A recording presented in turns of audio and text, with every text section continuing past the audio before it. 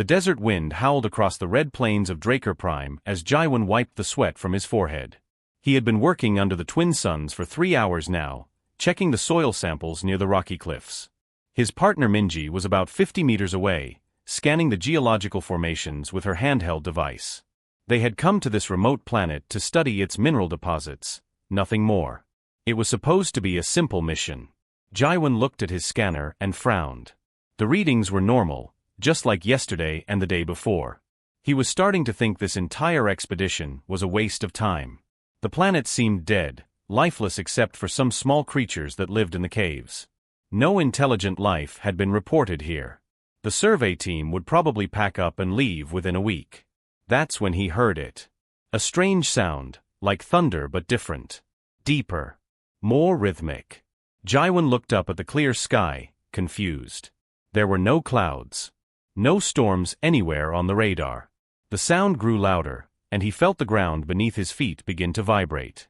Minji, are you getting this? Jaiwan spoke into his communication device. I'm seeing something on my scanner, Minji replied, her voice tense. Something big.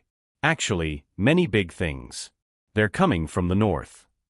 Jaiwan turned toward the northern horizon. At first, he saw nothing but the red desert and jagged rocks. Then he saw them. Dark shapes in the sky, growing larger by the second. His breath caught in his throat as he realized what they were. Wings. Massive wings beating against the air. Not one or two, but dozens of them. Oh my God, he whispered.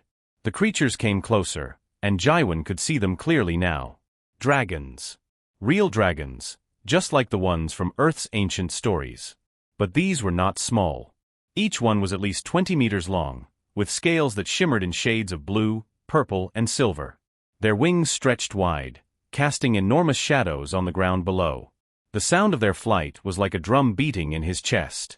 Jaiwan wanted to run, but his legs wouldn't move. He had never seen anything so terrifying and beautiful at the same time. Minji appeared beside him, her eyes wide with wonder and fear. What do we do? She asked. I don't know, Jaiwan admitted. The handbook didn't cover this. The dragons began to descend, landing one by one on the desert floor around them. The ground shook with each landing. Dust rose in thick clouds, making it hard to see. Jaiwan and Minji stood back to back, surrounded by the massive creatures. There were at least 30 of them, maybe more. Their eyes glowed with an inner light, and their breath created small clouds of steam in the cooling evening air. One dragon, larger than the others and with scales that gleamed like polished metal, stepped forward. Its movements were slow and deliberate, almost careful. Jaiwan noticed scars on its body, marks of great age and many battles. This was clearly their leader. The dragon lowered its massive head until it was level with Jaiwan's face. He could feel the heat radiating from its body. Its eyes were not hostile, but they held a deep sadness that made Jaiwan's heart ache. The dragon opened its mouth slightly, and Jaiwan braced himself for fire or death. Instead, a mechanical voice came from a small device attached to the dragon's neck. A translator, Jaiwan realized. Humans, the dragon said, its voice deep and ancient. We are the Drakari. We need your help. Jaiwan blinked in surprise. Of all the things he had expected, a plea for help was not one of them. Minji stepped forward cautiously. You can speak our language? She asked. We have been watching your kind since you arrived on our world, the old dragon replied. We learned your words. We studied your ways. We hoped we would never need to approach you, but desperation has driven us to this moment. The dragon, who introduced himself as Elder Taeyong, gestured with his wing toward the other dragons. Jaiwan noticed that many of them looked thin, weaker than they should be.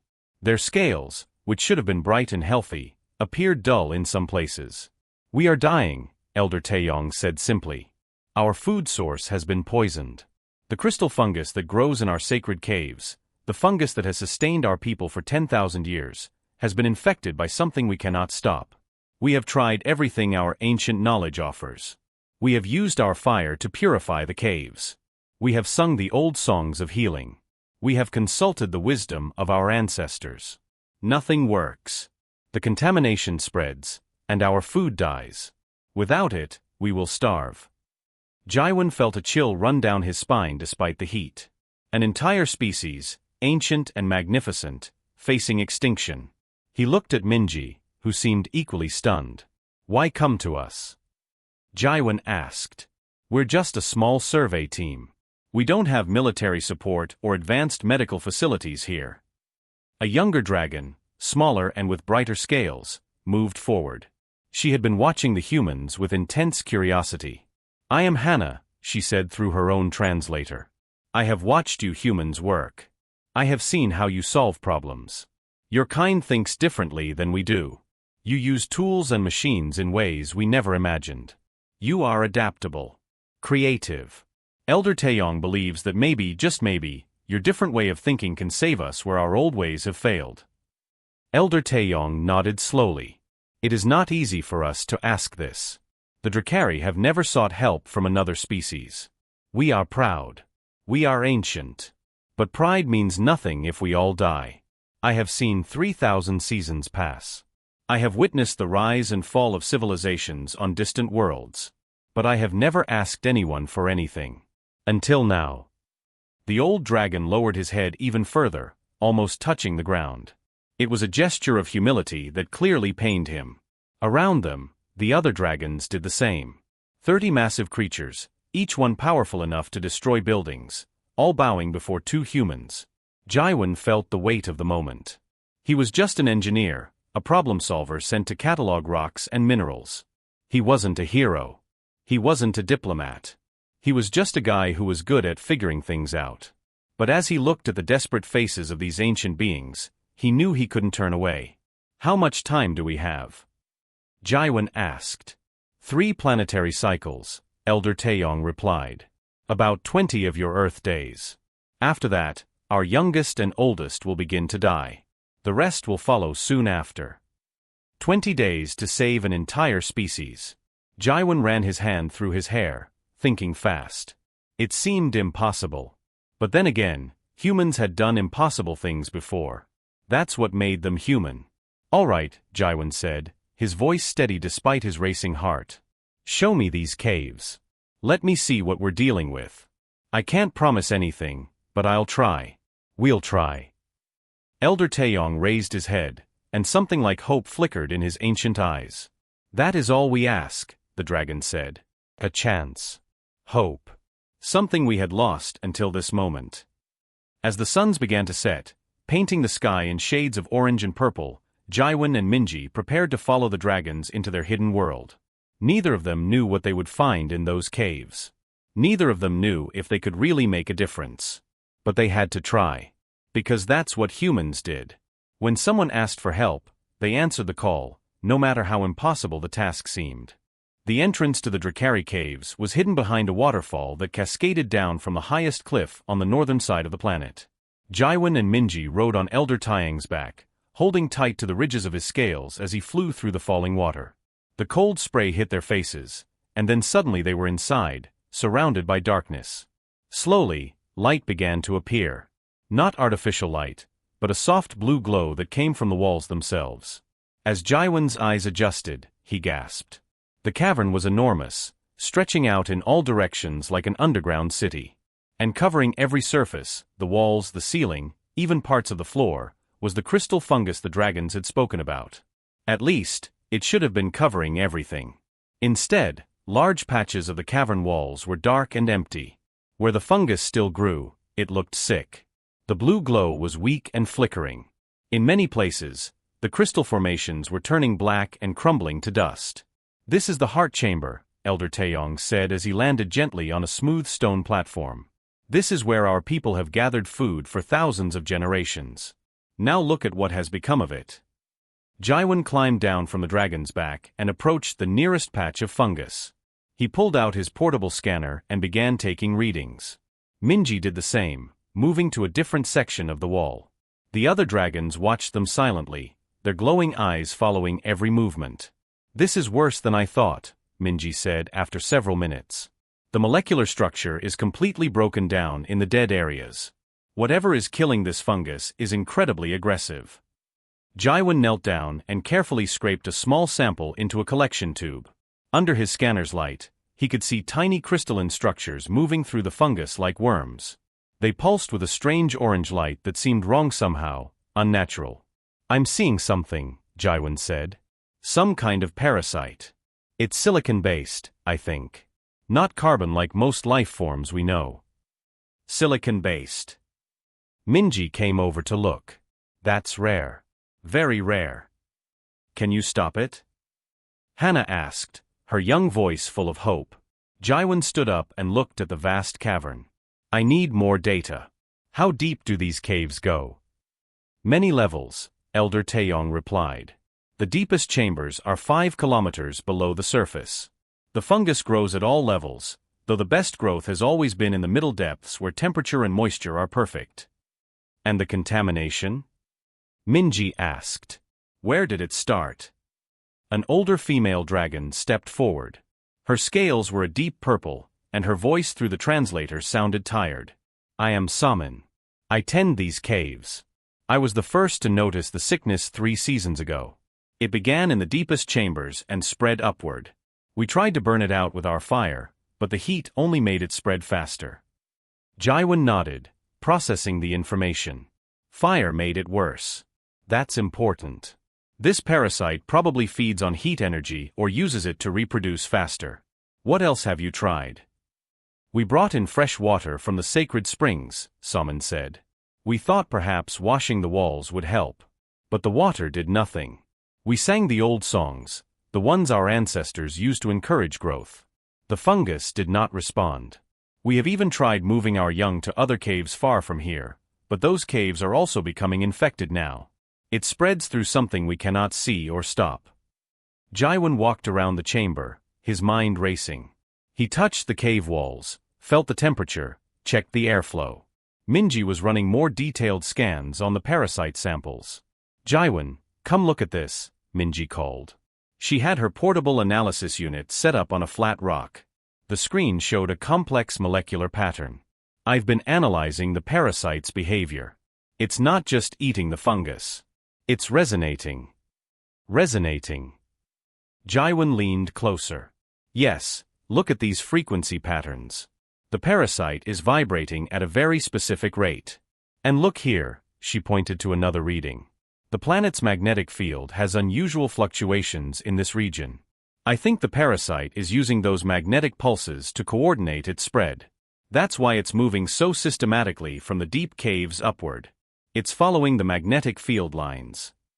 Jaiwan felt a chill of understanding. So it's not just a biological infection. It's physics. The parasites are communicating through resonance, using the planet's own magnetic field as a carrier signal.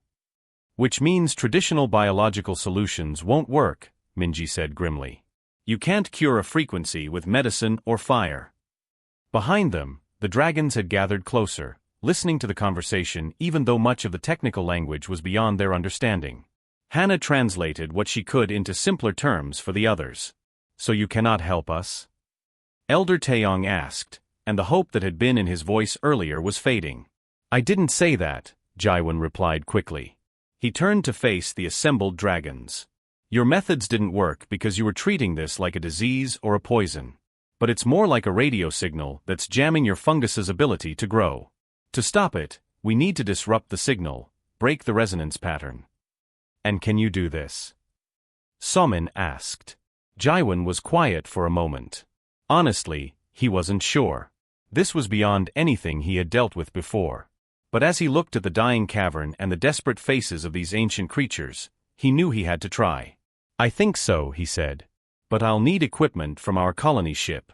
Specialized tools that can generate counter-frequencies. And I'll need time to map out all these caves, understand the full extent of the infection. How much time? Elder Taeyong asked. At least 5 days just for the mapping and analysis, Jaiwan said. Maybe another 5 to build the equipment. Then we'll need time to deploy it throughout the cave system. We have 20 days total, Hannah reminded him, her voice small. I know, Jaiwan said. It's going to be tight. Very tight. Minji pulled Jaiwan aside, speaking quietly. Are you sure about this? What if we can't build the equipment in time? What if the resonance pattern is too complex to disrupt? We could give them false hope. Jaiwan looked back at the dragons. Elder Taeyong stood tall and proud, but his eyes showed the weight of thousands of years and the pain of watching his people slowly starve. Hannah looked at Jaiwan with an expression that reminded him of a young student, eager and trusting. Saman simply looked tired, like someone who had fought a battle for too long. False hope is better than no hope, Jaiwan said. Besides, I have an idea. It's crazy, and it might not work, but it's an idea. What kind of idea? Minji asked suspiciously. Quantum resonators, Jaiwan said, his words coming faster as the plan formed in his mind. If we can set up a network of resonators throughout the caves, we can create an interference pattern. Like noise-canceling headphones but for magnetic frequencies. The parasites won't be able to coordinate. They'll become isolated, and without the magnetic field to support them, they should die off. Should. Minji raised an eyebrow. Probably will, Jaiwan corrected with a slight smile. Maybe 70% chance. Those aren't great odds. They're better than 0%, which is what these dragons have right now. Minji sighed but nodded. All right. Let's do it. But we'll need to convince the colony administrator to loan us the equipment. That won't be easy. Jaiwan turned back to Elder Taeyong. We need to return to our colony to get supplies. Can you take us back? Of course, the old dragon said. Hannah will accompany you. She knows our situation best and can help explain to your people why this matters. As they prepared to leave the cavern, Jaiwan took one last look at the dying fungus. In his mind, he was already building the equipment, calculating frequencies, planning the deployment pattern. It would take all his skill and a lot of luck. But he had made a promise to try, and Jaiwan always kept his promises. The flight back through the waterfall felt different now. Before, Jaiwan had been scared and uncertain. Now he had a purpose. He had a plan. And he had 20 days to pull off something that might be impossible. As the twin sun set behind them, painting the sky in brilliant colors, Jaiwan allowed himself a small smile. Impossible was just another word for a really interesting problem. The human colony on Draker Prime was small, only about 200 people living in prefabricated buildings arranged in a neat circle. When Jaiwan, Minji, and Hannah arrived at the main gate, the security guards nearly dropped their weapons in shock. A dragon had never come this close to the colony before. It's okay, Jaiwan called out as he climbed down from Elder Taeyong's back. Hannah landed beside them, folding her wings carefully. She's with us. We need to speak to Administrator Daeho immediately. Word spread quickly through the colony. By the time Jaiwan reached the administration building, a small crowd had gathered. People stared at Hannah with a mixture of fear and wonder. Children pointed and whispered. Hannah kept her head low, trying to appear as non-threatening as possible, though her sheer size made that difficult. Administrator Daeho was a thin man in his 50s with gray hair and tired eyes. He met them in his office, which was cluttered with reports and maps. He looked at Hannah standing in the doorway, too large to fit inside, and shook his head in disbelief. This better be good, Daeho said. You're supposed to be surveying mineral deposits, not making friends with the local wildlife. They're not wildlife, Jaiwan said firmly. They're intelligent beings, and they're dying. We need your help. Over the next 20 minutes, Jaiwan and Minji explained everything. The fungus, the parasites, the magnetic resonance, and their plan to save the Drakari. Daeho listened quietly, his expression growing more skeptical with each passing minute. Let me get this straight, Daeho said when they finished. You want me to loan you 3 quantum resonators, 2 nanite fabricators, and a biosynthesis chamber. Do you have any idea how expensive that equipment is? Those resonators alone cost more than this entire colony. I know, Jaiwan said. But we can save them. And why should we? Daeho leaned back in his chair. We came here to mine minerals and establish a research outpost. Not to play savior to every alien species with a problem. Our resources are limited, Jaiwan. We have our own people to think about. Because it's the right thing to do, Minji said, her voice rising with emotion. An entire species is facing extinction. How can we just stand by and do nothing? Easily, Daeho replied coldly. By remembering that we're here on a mission. A mission that doesn't include solving every problem in the galaxy. Hannah, who had been listening silently from the doorway, spoke up.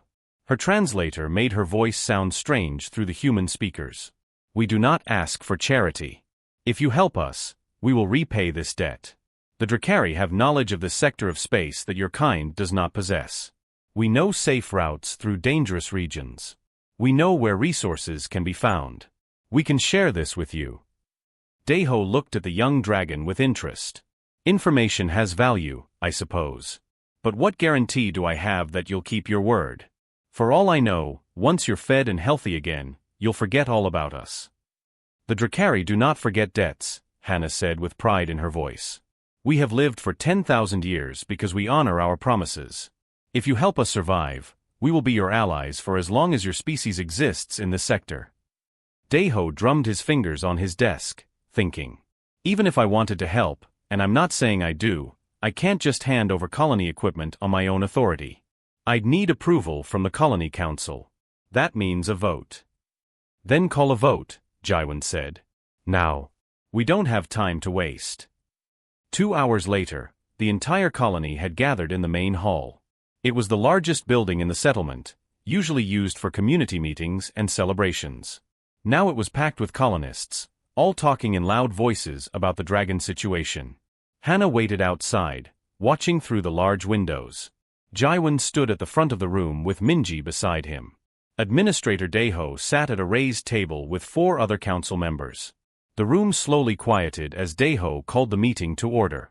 We're here to discuss a resource allocation request, Deho said formally.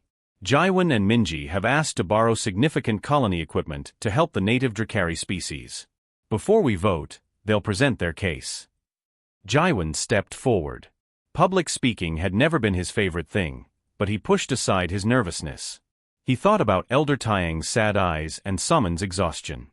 He thought about an entire species that had lived for thousands of years, now facing the end.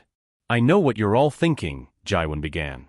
Why should we care about some dragons we just met? We have our own problems, our own needs. And you're right. We do. But let me ask you something. Why did we come to space? Why did humanity leave Earth and spread across the stars? He paused, looking around the room at the faces staring back at him. We came to explore. To discover. To meet new forms of life and learn from them.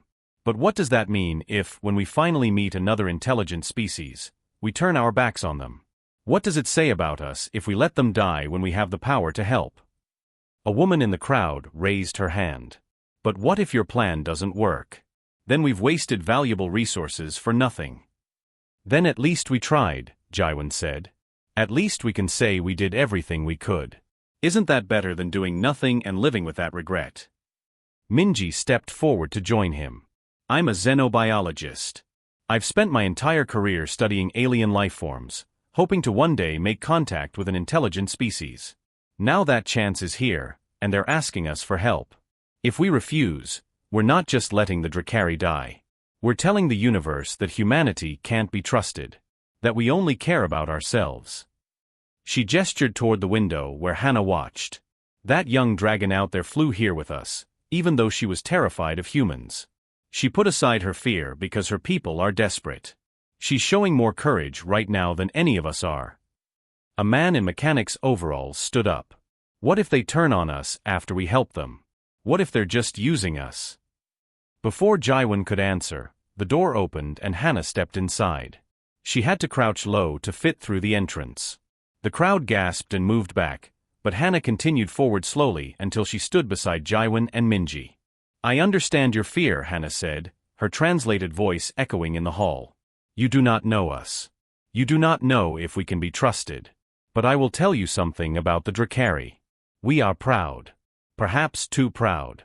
For 10,000 years, we have never asked another species for help. Never. We believed we were strong enough to solve any problem ourselves. She lowered her head, and Jaiwan could see sadness in her eyes. But pride cannot feed our children. Pride cannot cure this sickness. So we have put aside our pride and come to you. Not because we are weak, but because we are wise enough to know when we need help. And if you show us this kindness now, when we are desperate, we will remember it forever. The Drakari never forget those who help us in our darkest hour. The hall was silent. Jaiwan could see people exchanging glances, whispering to each other. Daeho looked uncomfortable, shifting in his seat. "We'll take a vote," Daeho announced. "All in favor of approving the equipment loan, raise your hands." Jaiwan held his breath as hands slowly began to rise around the room. First a few, then more, then dozens. When Daeho counted the votes, the result was close but clear. The equipment loan was approved by a margin of 15 votes. Jaiwan felt relief wash over him. Minji hugged him briefly, and Hana made a sound that might have been a dragon's version of a happy cry. "Thank you," Hana said to the assembled colonists. "You have given my people hope. We will not forget this." As the meeting ended and people filed out, Jaiwan approached Daeho. The administrator looked tired but not entirely unhappy. "Don't make me regret this," Daeho said. "You have 17 days left. Get to work." Jaiwan nodded. "I'll need access to the main fabrication lab and 3 technicians who know how to operate the resonators." "You'll have them," Daeho said. "Just save those dragons, Jaiwan. Show everyone that we made the right choice." That night, while the colony slept, Jaiwan worked in the fabrication lab.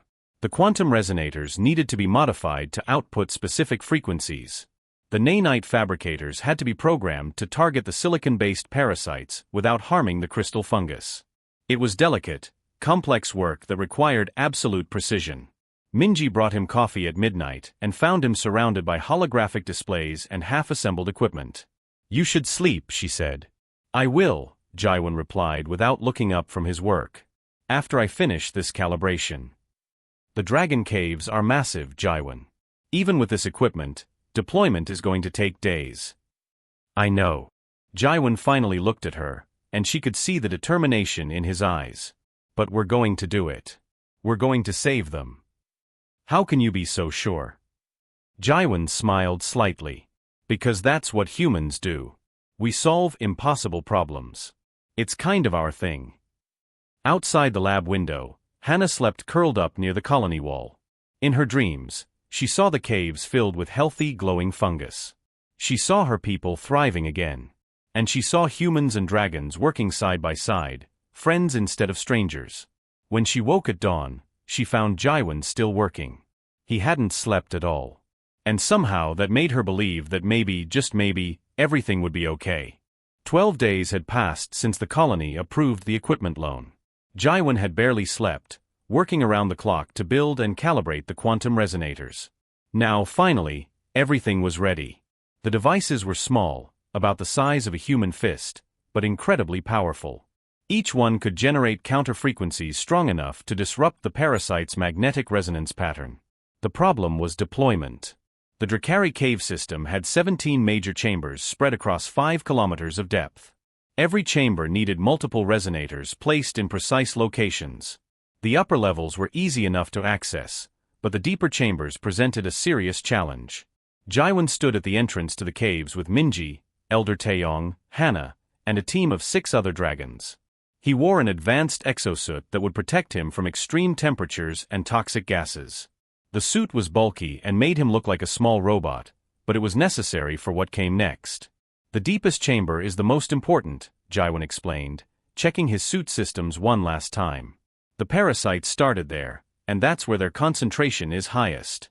If we can disrupt the resonance at the source, the upper levels will be much easier to clear." "The deep chambers are dangerous," Elder Taeyong warned. "Even for us. The heat is extreme, and there are gases that can kill. No dragon has gone to the lowest level in over 300 years. "That's why I'm wearing this suit," Jaiwan said, tapping the chest plate. "It can handle temperatures up to 800 degrees and filter out any toxic gases. I'll be fine." Minji looked worried. "You've never tested that suit in actual conditions like these. What if something goes wrong?" "Then you'll have to come rescue me," Jaiwan said with a smile he didn't quite feel. Truth was, he was terrified. But he had come this far, and he couldn't stop now. The team descended into the caves together. The dragons flew with Jaiwan clinging to Elder Taeyong's back, carrying a pack full of resonators. They deployed devices in the first 3 chambers without any problems. The work was slow but steady. Each resonator had to be placed at a specific angle and height to create the proper interference pattern. As they went deeper, the temperature rose. Jaiwan could feel the heat even through his suit. The dragons seemed uncomfortable too, their breathing becoming heavier. The crystal fungus here was almost completely dead, the walls dark except for occasional patches of sickly orange glow from the parasites. "This is the 4th level," Salmon said as they entered a large chamber. "Beyond this, only the young and strong can fly. The air becomes too thin." "How many dragons can go to the 5th level?"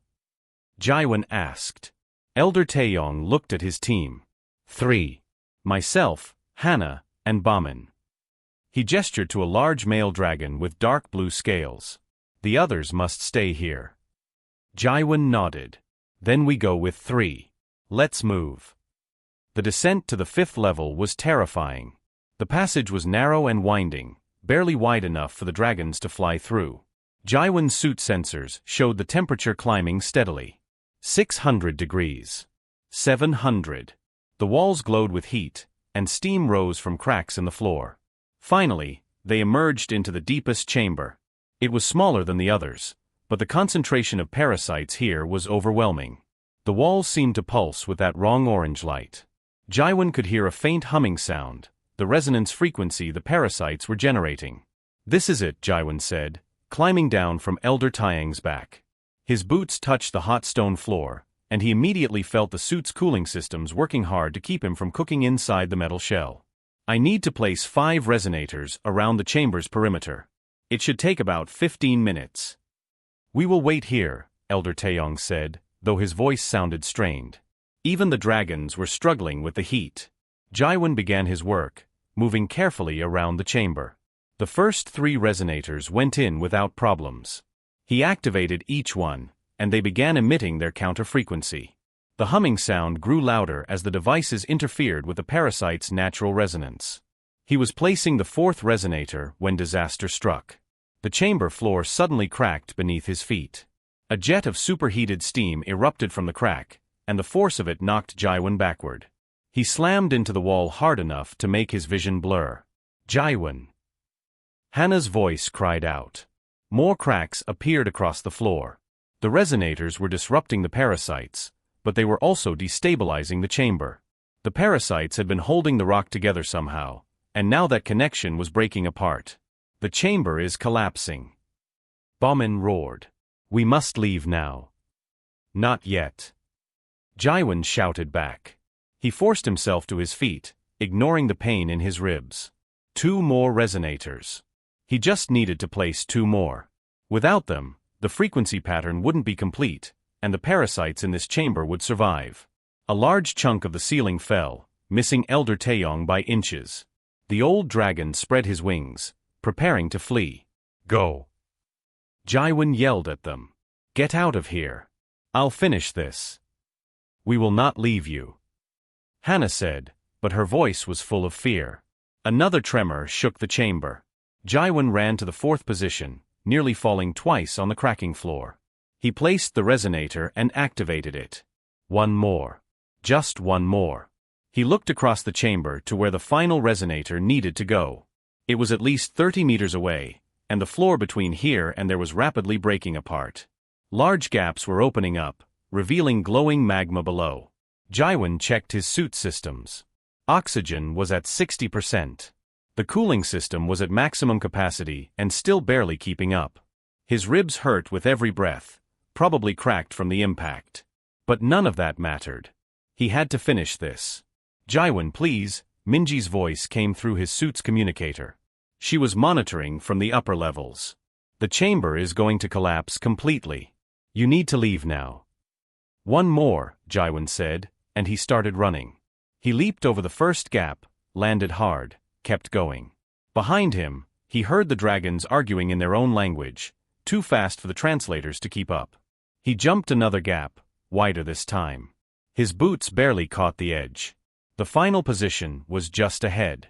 Jaiwan pulled the last resonator from his pack and prepared to place it. That's when the floor beneath him completely gave way. He fell, and for a moment that seemed to last forever, he thought he was going to die.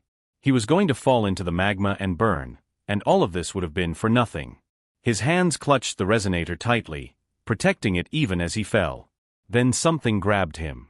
Claws, strong and careful, wrapped around his suit. Hannah had dived into the collapsing chamber and caught him in mid-air.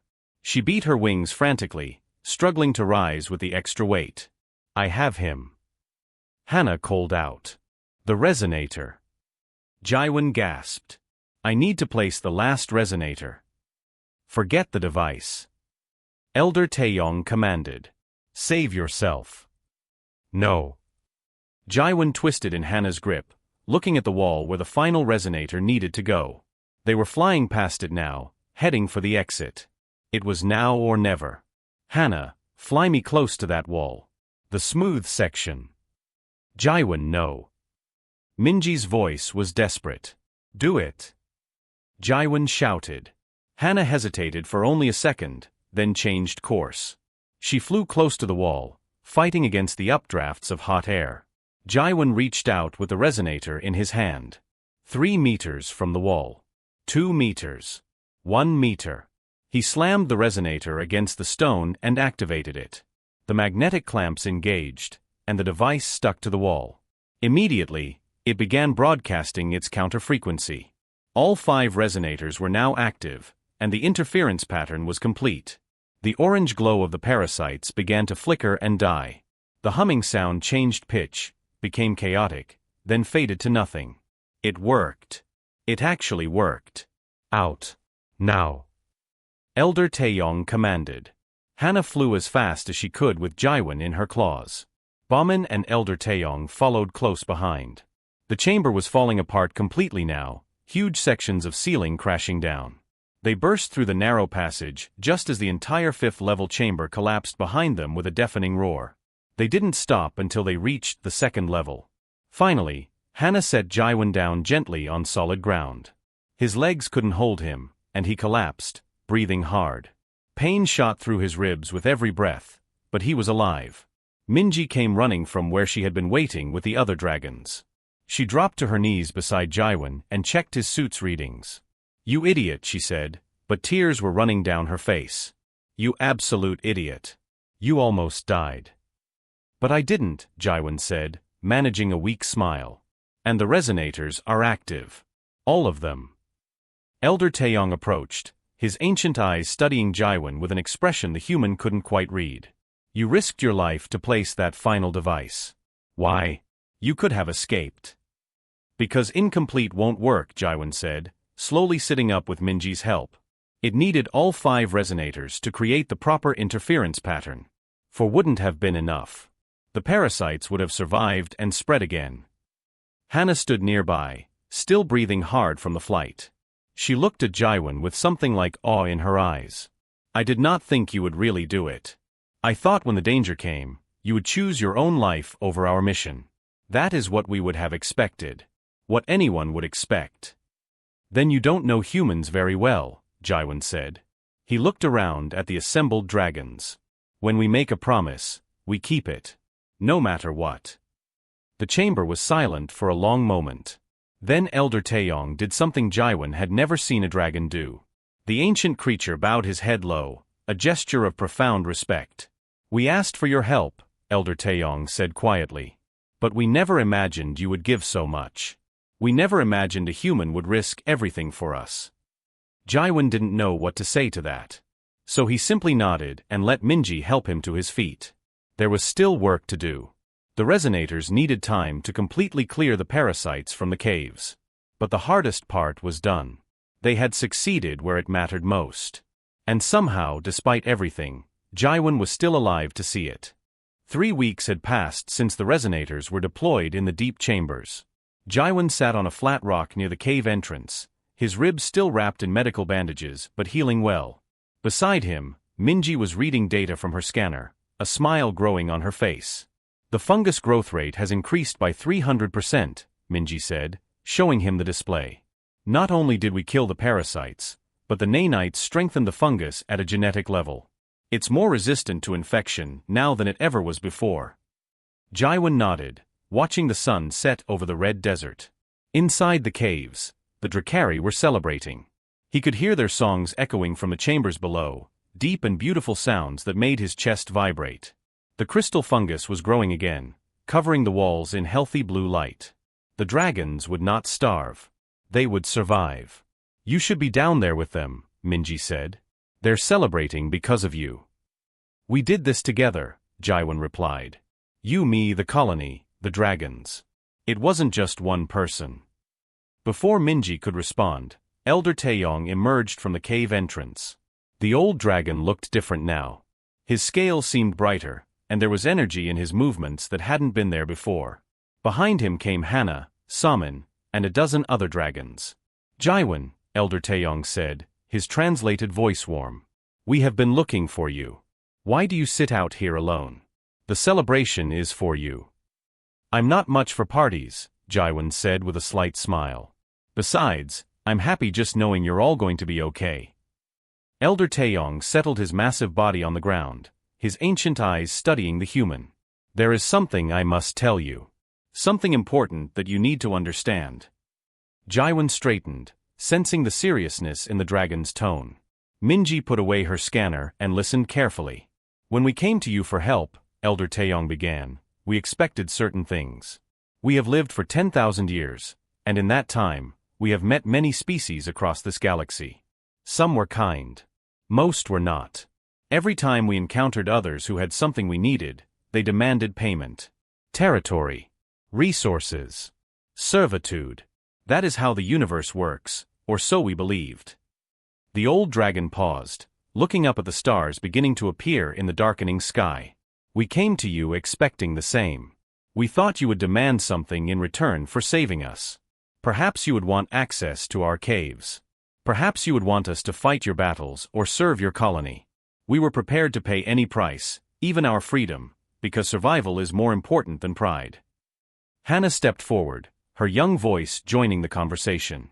I watched you work, Jaiwan. I watched you risk your life in the collapsing chamber. And I kept waiting for you to ask for something. Payment. Reward. Anything. But you never did.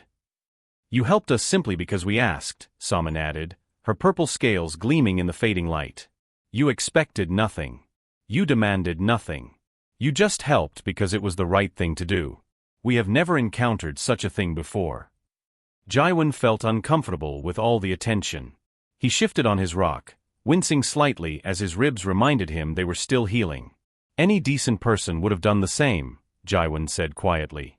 No, Elder Taeyong said firmly. They would not. And that is what makes humans special. That is what makes you different from every other species we have known. You have compassion without expectation. You have kindness without demand. This is rare. This is precious. The old dragon stood and spread his wings wide. The Drakari pay their debts. Always. And though you asked for nothing, we will give you everything we can offer. We wish to form an alliance with humanity. A true alliance, not one born of necessity but one born of respect and friendship. Jaiwan exchanged glances with Minji. She looked as surprised as he felt. An alliance? Minji asked. What would that mean exactly? Saman stepped forward. We have knowledge that your kind does not. We know safe routes through the dangerous sectors of this region. We know where valuable resources can be found. We know the histories of ancient civilizations that rose and fell before humans even existed. This knowledge is yours. More than that, Hannah said, excitement in her voice. We have been guarding something for thousands of years. Something we have never shared with anyone. But for you, for humans who showed us such kindness, we will share it. Elder Taeyong nodded to Baman, who flew off into the darkening sky. Minutes later, he returned carrying something in his claws. It was a small crystalline tablet, glowing with soft light. This, Elder Taeyong said as Baman placed the tablet in front of Jaiwan, is a star map. But not just any star map. It shows the locations of ancient portals scattered across the sector of the galaxy. These portals were built by a civilization that existed millions of years ago. They can transport ships across vast distances instantly. We have been their guardians, keeping them secret from species who would misuse them. Jaiwan picked up the tablet carefully. The moment his fingers touched it, the crystal lit up with thousands of points of light, showing a three-dimensional map of space. He could see portal locations marked in bright gold, connected by lines of energy. This is incredible, Minji breathed, leaning close to study the map. With this technology, Human exploration of this sector could advance by centuries. Travel that takes months could be done in hours. We know, Elder Taeyong said. And we trust humans to use this gift wisely. You proved your character when you helped us. Now we prove ours by sharing our greatest secret. Jaiwan looked up from the tablet, overwhelmed. I don't know what to say. This is too much. It is exactly enough, Hannah said, moving closer. You gave us our future. We give you yours. Over the following days, news of what happened on Draker Prime spread across human colonies throughout the sector. The story of how two humans saved an ancient dragon species without asking for anything in return became famous. Other alien species heard the tale and began to see humanity differently. A month after the caves were saved, Jaiwan received a message from an alien species called the Venari. They had a problem with their planet's water supply and asked if humans could help. Then came a request from the Tauren, who needed assistance with their failing power grid.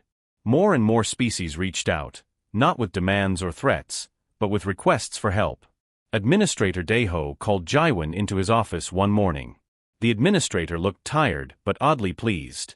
You've created a situation, Daeho said, though there was no anger in his voice. Half the species in this sector now think humans are miracle workers. We're getting requests for help from everywhere. Is that bad? Jaiwan asked. I don't know yet, Daeho admitted. But it's certainly changed how people see us. We're not just colonists or miners anymore.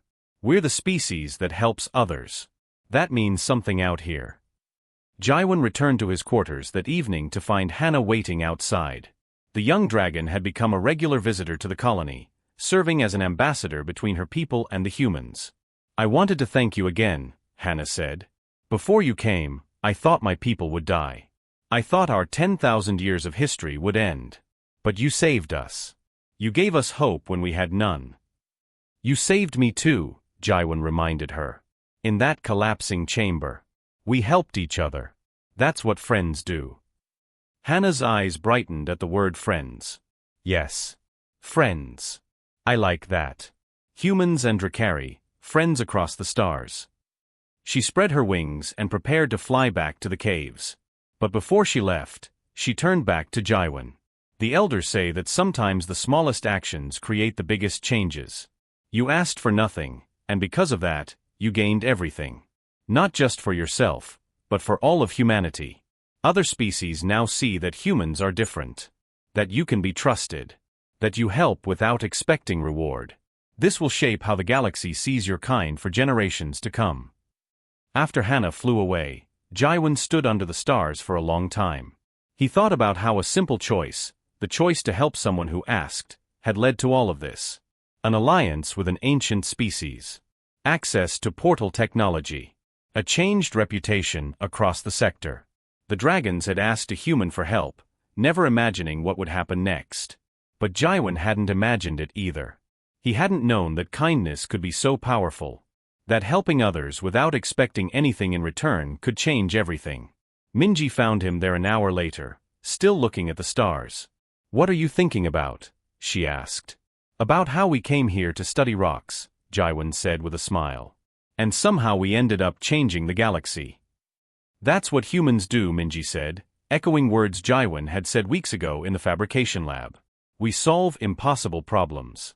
And apparently, we make friends while doing it. In the distance, they could hear the Drakari singing their evening songs. The sound carried across the desert, beautiful and ancient.